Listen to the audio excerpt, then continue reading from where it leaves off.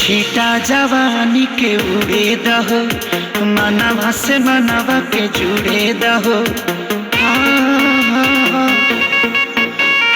छीटा जवानी के उड़े दहो, मनवा से मनवा के जुड़े दहो।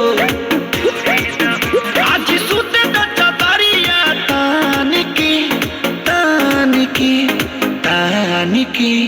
टूट जाए राजा जी, टूट जाए राजा जी पलंग सागवान के, टूट जाए राजा जी पलंग सागवान के।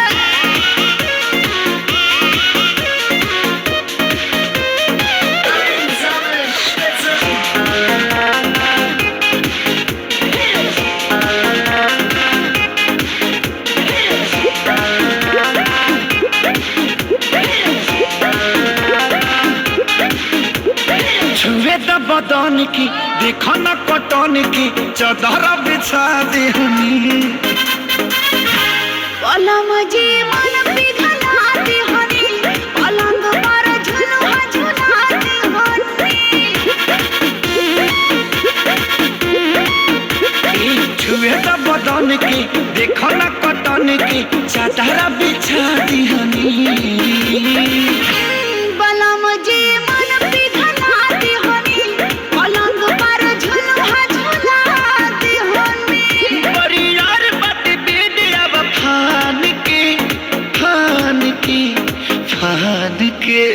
टूट जाए राजा जी, टूट जाए राजा जी पलंग सागवान के, टूट जाए राजा जी पलंग सागवान के।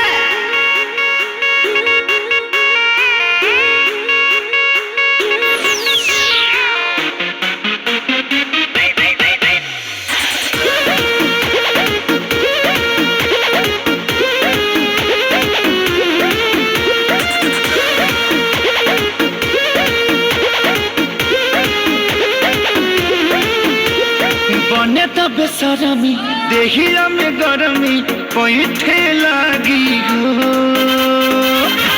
कमरिया ऐठे लागी हो, नस नस पैठे लागी हो।